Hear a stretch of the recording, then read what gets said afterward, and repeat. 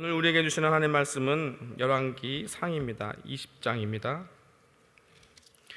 열왕기상 20장 1절로 마지막 절까지 우리 한 목소리로 봉독하겠습니다.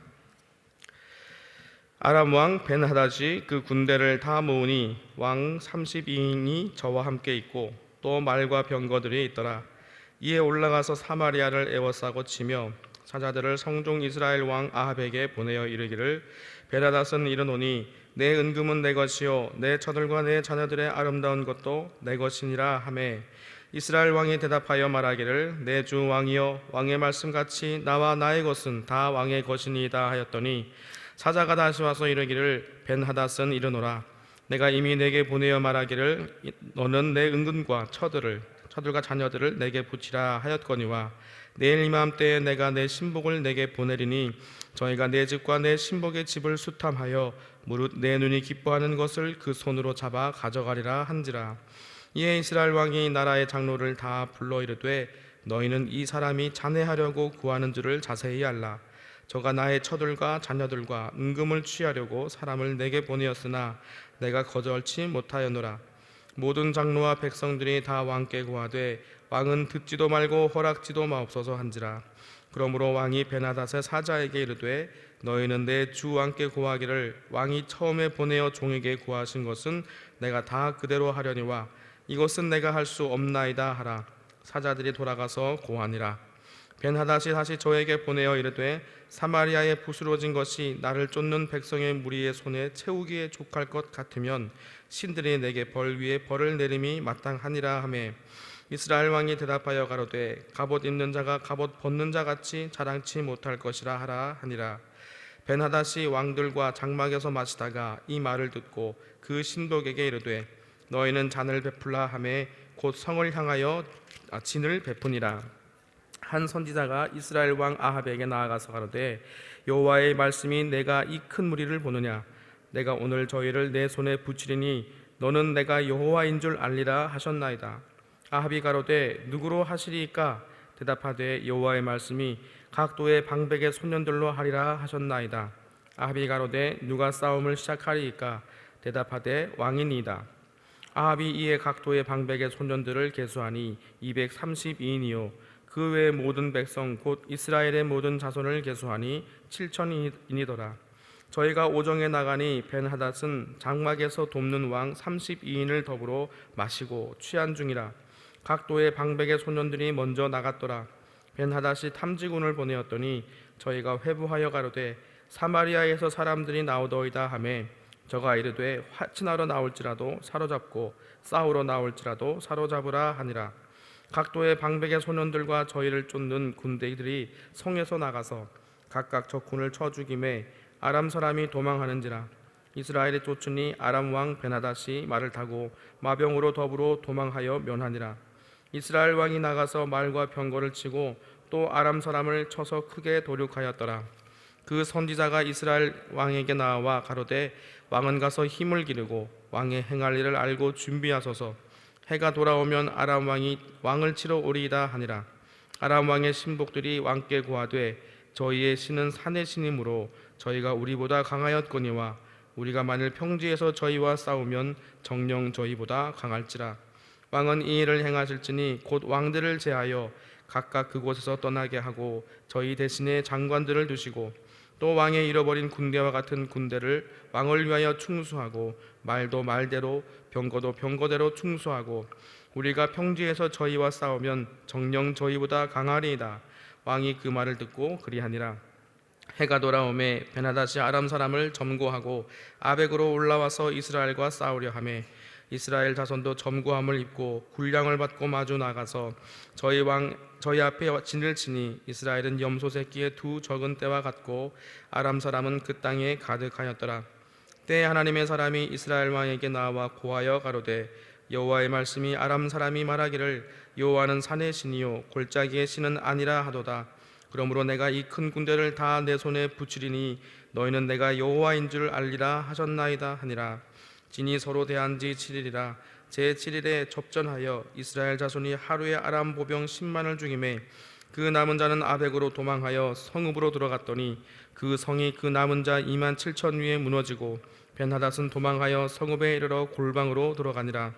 그 신복들이 저에게 고하되 우리가 들은즉 이스라엘 집의 왕들은 인자한 왕이라 하니 만일 우리가 굵은 배로 허리를 묶고 테두리를 머리에 이고 이스라엘 왕에게로 나아가면 저가 혹시 왕의 생명을 살리리다 하고 저희가 굵은 배로 허리를 묶고 테두리를 머리에 이고 이스라엘 왕에게 이르러 가로되 왕의 종 베나닷이 청하기를 나의 생명을 살려 주옵소서 하더이다.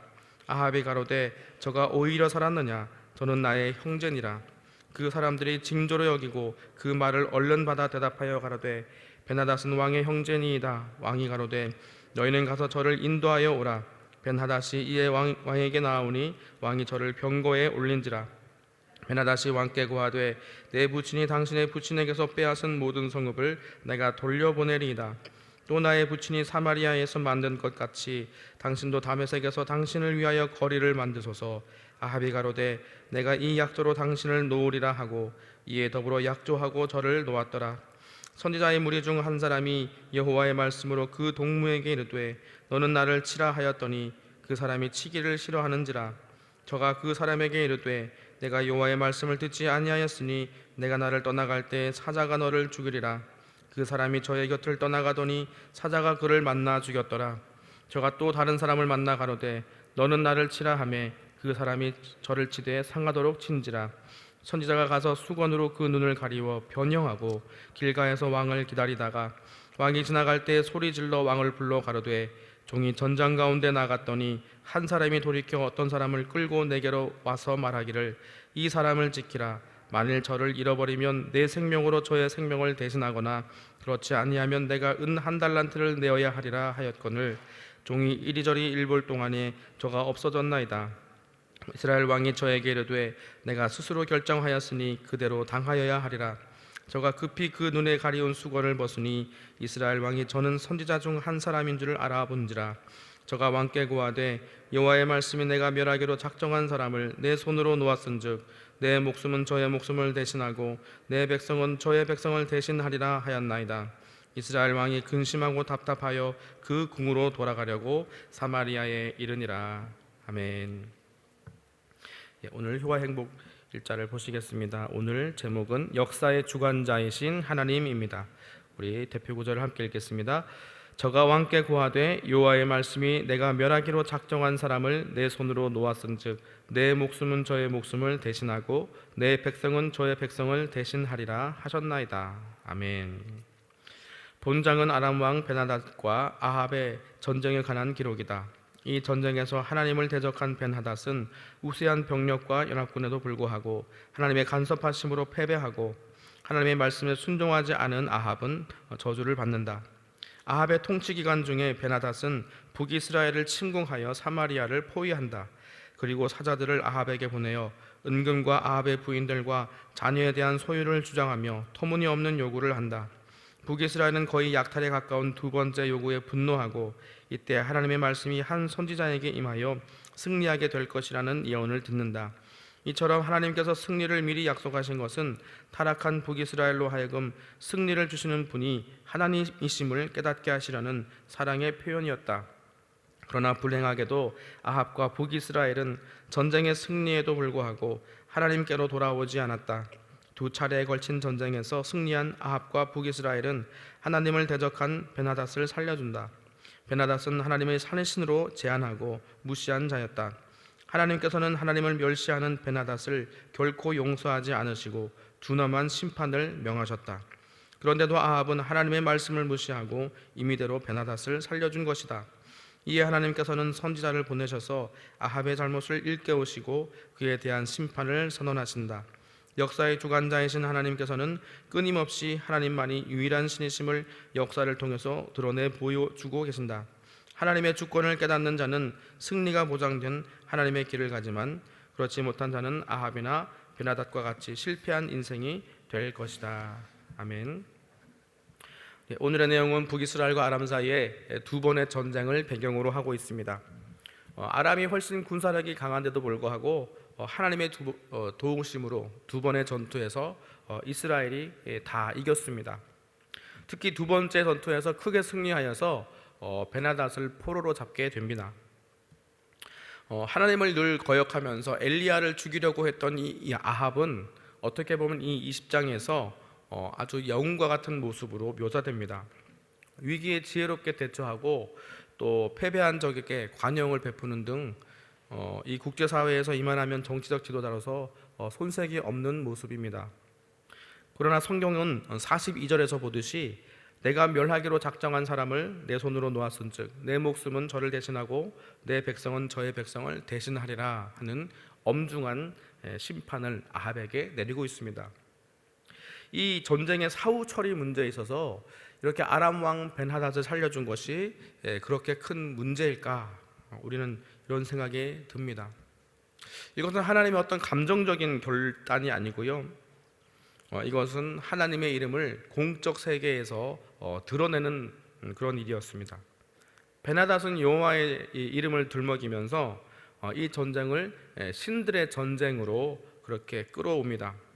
그래서 하나님께서도 자신이 살아계신 걸 분명히 보여주기 위해서 이 전쟁에 개입하십니다. 그러니까 승리 후에 아합은 어떻게 해야 했는가? 하나님의 살아계심을 이 전쟁을 통해서 분명하게 보여줄 필요가 있었다는 것입니다. 지금 시대는 이것이 잘 이해가 안 될 수도 있습니다. 왜냐하면 우리는 지금 관용의 시대에 살고 있기 때문입니다. 다원주의 사회에서는 자신이 생각하는 것을 남에게 강요할 수 없습니다. 그런 상대주의 속에 우리가 살고 있기 때문입니다. 그러다 보니 이제는 이 기독교가 사적인 영역 안에 갇히게 된 것입니다. 하지만 이런 일은 이전부터 있었죠. 이 아합은 사적인 신앙의 영역에서는 승리를 희망하면서도 또 공적 영역에서는 유일하신 하나님의 통치성, 그분의 통치를 증언하는 일에는 별로 관심이 없었습니다. 그 결과로 심판을 자처하게 됩니다. 그러면 여러분, 이 공적인 영역이라는 것이 뭘까요?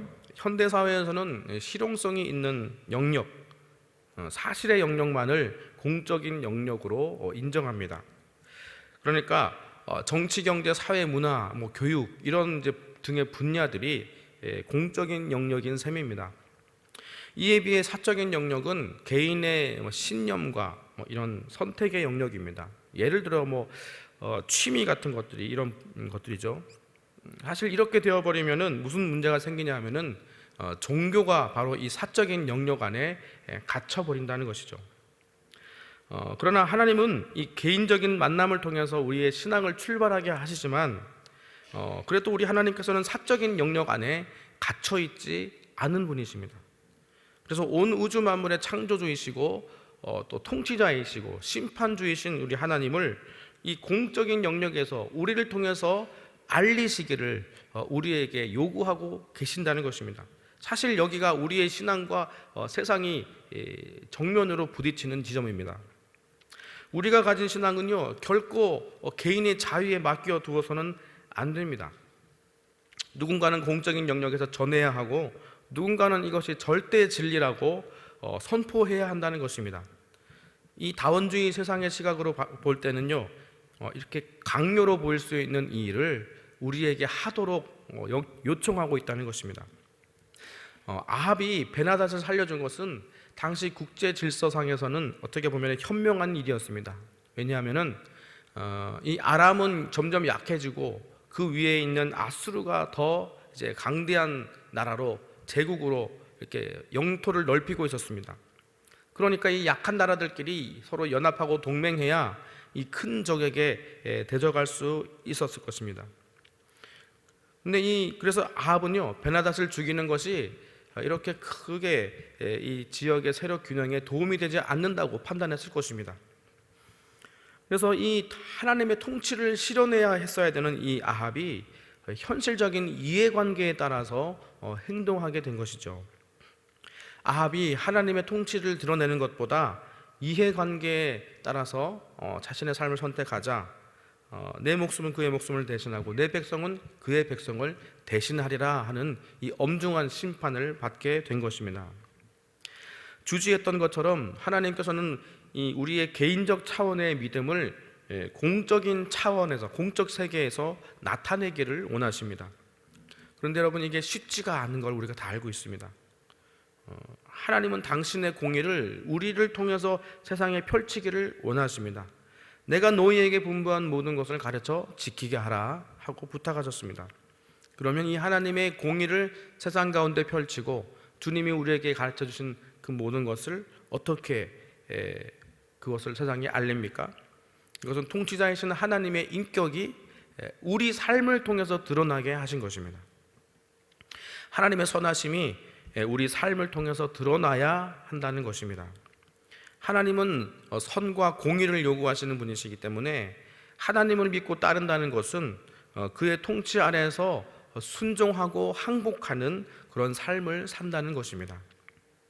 우리는 흔히 은혜와 우리 행위를 구분합니다. 은혜는 거저 받은 것이요, 행위는 우리의 노력으로 만든 결과죠. 은혜란 우리의 자격과 조건이 원인이 아닙니다. 오직 하나님의 자비하심과 목적이 원인인 것이죠. 그런데 이것이 우리의 자격과 조건과 무관한 것이기에 자꾸 어떤 것으로 오해되냐 하면은 쉬운 것으로 오해합니다. 쉽다고 생각합니다.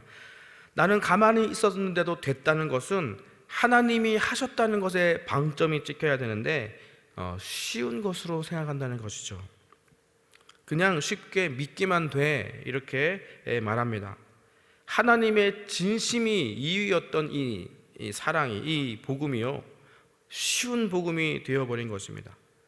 나의 이 자격 없음이 내가 낮아지고 겸손해져야 할 이유가 됨에도 불구하고 이것이 오히려 쉬운 은혜, 값싼 은혜가 되었다는 것이죠. 그러니 은혜를 거저 받았으니 순종의 삶도 우리가 아주 가볍게 여기며 살아갑니다. 어느덧 복음은 믿으면 구원받고 그것으로 천국 가면 그치고 이 땅에 하나님이 부르신 목적 따위는 생각하지 않는 그런 무책임한 신앙이 되어버리고 만 것입니다. 사실 이것이 오늘 본문이 우리에게 말하는 엄중한 현실입니다. 이것이 바로 아합의 실패였고 또 우리가 빠지기 쉬운 신앙의 오류라는 것입니다. 우리가 사는 공적인 영역이라는 것은 실용성과 현실성 외에는 아무것도 허용하고 있지 않습니다. 코로나를 겪으면서 우리가 이것을 확인했습니다. 코로나 방역을 처음으로 시작할 때 사람들이 나누는 것이 필수적인 일이냐 아니면 불필요한 일이냐를 나누는 일이었습니다. 평소에는 아주 귀한 줄 몰랐던 일들이 이제는 귀하게 여겨지는 일도 있었습니다. 예를 들면 택배, 배달, 이런 것은 이제 우리에게 없어서는 안 될 일이 되었습니다. 그런데 또 한편 불필요한 모임을 하지 말라고 하는데 바로 여기에 예배가 포함된 것입니다. 신앙이 정말로 우리 삶 가운데 사적인 영역 안에 숨어 있었다는 것을 이 코로나 사태로 말미암아서 확인하게 된 것이죠. 군대에서나 들어봤던 그런 용어 종교 행사라는 말을 너무나도 우리는 많이 듣고 있습니다. 예배라는 말은 그 예배의 대상이신 하나님을 존중하는 표현이지만 종교 행사는 이것이 집안 행사, 기념 행사 이런 것과 똑같은 취급을 받는다는 것이죠. 신앙은 코로나 세상 가운데에서 어느덧 변두리처럼 되어버린 것입니다. 사랑하는 성도 여러분, 신앙이 공적인 영역에서 표출이 되지 않는다면 어떻게 되겠습니까? 어쩔 수 없이 우리는 가면을 쓰게 되는 것입니다. 교회에서의 삶 다르고 또 세상 가운데에서의 삶이 다르다는 것입니다. 공사 구분, 종교 분리 이런 것처럼 우리의 신앙은 공적인 영역에서 전혀 힘을 못 쓰게 되어버린 것이죠. 교회에선 사는 방식과 세상에서 사는 방식이 따로라는 거예요. 이런 현상을 두고 어떤 유명한 신경정신과 의사는요, 크리스천의 정신분열을 걱정하더라고요. 이것은 절대로 정신건강에 좋지 않다라고 합니다. 어느덧 우리는 정치, 경제, 사회, 문화, 교육에서 하나님 나라의 백성으로 살아가는 일들을 많이들 놓쳐버린 것 같습니다. 기도하고 예배하는 것만 신앙이요, 공적인 영역에서 하나님 나라의 백성으로 살아가는 것을 신앙으로 생각하지 않는 큰 오류에 빠지고 만 것입니다. 기도할 때 종교적인 언어로는 표현하지만 그것을 삶으로는 표현할 줄 모른다는 것이 오늘 우리의 시급한 문제입니다. 우리의 신앙 고백은 현실 사회에서 그리고 또 이 공적 영역에서 어떻게 표현되고 있는가, 이것이 오늘 주시는 말씀의 도전입니다. 마태복음 5장 43절에 보면은 주님의 무서운 기적이 나옵니다. 또 내 이웃을 사랑하고 내 원수를 미워하라 하였다는 것을 너희가 들었으나 나는 너희에게 이르노니 너희 원수를 사랑하며 너희를 핍박하는 자를 위하여 기도하라. 이같이 한즉 하늘에 계신 너희 아버지의 아들이 되리니 라고 말씀합니다. 우리가 공적인 영역에서 하나님의 성품과 다스리심을 보일 수 있는 방식은 무엇이겠습니까? 두말할 필요 없이 사랑입니다. 주님이 주신 새 계명도 사랑입니다. 율법과 선지자 온 성경이 말씀하고 있는 그 계명도요, 하나님 사랑, 이웃 사랑입니다. 사랑입니다. 주님이 우리에게 가르쳐 주시고 분부하신 모든 것이 사랑입니다. 원수를 사랑하랍니다. 왜요? 이같이 한즉 하나님의 아들이라 부름을 받을 것입니다. 그러면 우리의 믿음은 무엇입니까? 믿음은 무엇을 얻어내는 수단이 아닙니다. 심지어는 구원도 그렇습니다. 구원은 곧 하나님을 아는 것이다, 이렇게 말씀하죠. 하나님이 어떤 분이신 줄 알기 때문에 우리가 그분의 통치에 자신을 맡겨드리는 것, 이것이 바로 믿음입니다. 우리는 오늘 이 열왕기 말씀이 어떤 말씀인지를 기억해야 합니다. 열왕기는 이미 망해버린 적국의 포로로 끌려간 이 백성들에게 과거를 돌아보게 하는 말씀입니다.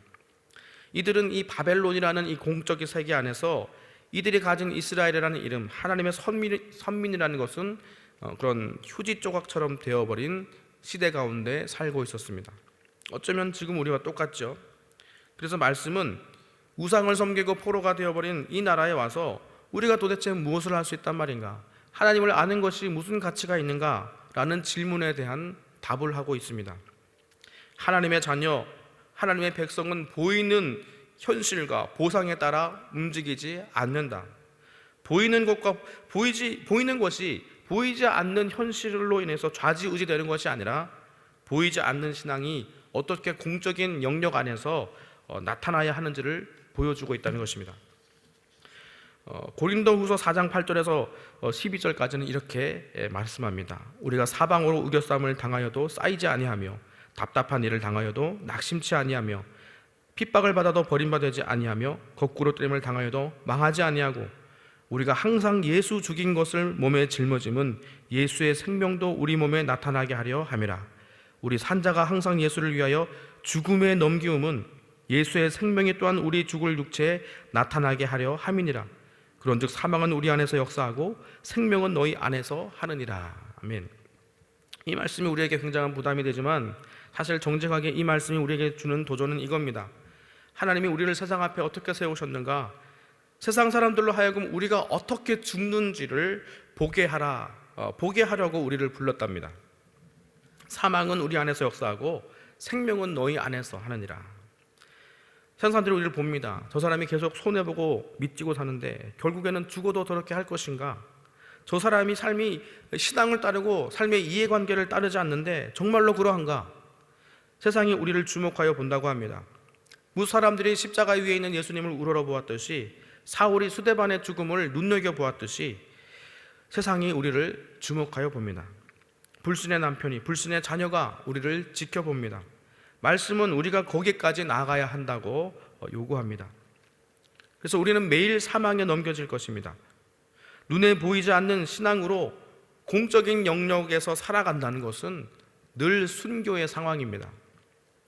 그러나 우리는 눈에 보이지 않는 하나님 나라의 백성으로 살아감을, 눈에 보이는 것이 우리를 주장할 수 없음을 보이기 위해서 기꺼이 죽을 것입니다. 악쓰지 않고 순하게 죽을 것입니다. 털 깎는 자 앞에서 잠잠한 양처럼 그 그리스도의 죽음을 짊어지는 것이 요청되는 것이 바로 이 믿음의 현실입니다. 하지만 죽음을 짊어진 이후에는 생명이 역사할 것입니다. 극단적인 예를 하나 들면 이렇습니다. 그 성도가 죽는 현장은 능력 있는 전도의 현장입니다.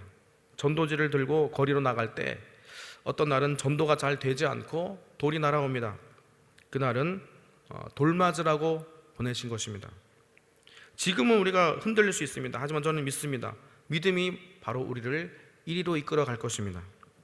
온 세상을 준다 해도 우리 하나님과 바꾸지 않는 믿음입니다. 역사에 이름을 남기는 것과 하나님의 종이 되는 것 중에 하나님의 종이 되는 것을 선택하는 믿음이죠. 이것이 바로 우리의 신앙입니다. 물론 이것은 강요한다고 될 수 없는 것이죠. 얼마든지 우리가 거부할 수 있습니다. 그러나 여러분이 하나님을 선택하신 것이 아니라 하나님이 여러분을 선택하여 부르셨기 때문에 여러분은 하나님 앞에서 순종하기를 결단하는 것 외에 다른 데서 어떤 결론을 얻을 수 없음을 알게 될 것입니다. 그러니 이 말씀 앞에서 부르심과 택하심에 순종하시고 생명과 부활의 위대한 삶 사시기를 주님 이름으로 축원드립니다. 우리 기도하시겠습니다. 고마우신 아버지, 은혜를 감사합니다. 하나님의 자녀가 되는 위대한 삶을 살아가게 하시니 감사합니다. 하나님의 위대하심에 초청된 자이기에 영광스러운 삶인 줄 믿습니다. 우리 삶이 어떤 조건과 환경 가운데서도 우리 믿음을 드러내는 자 되게 하여 주시옵소서. 주의 말씀을 청종하고 지키는 자 되게 하여 주시옵소서. 그리하여 우리의 만족은 하나님께만 있고 세상은 우리를 어찌할 수 없다는 것을 증거하게 하여 주시옵소서. 우리 소망 되신 예수 그리스도 이름으로 간절히 기도합나이다. 아멘.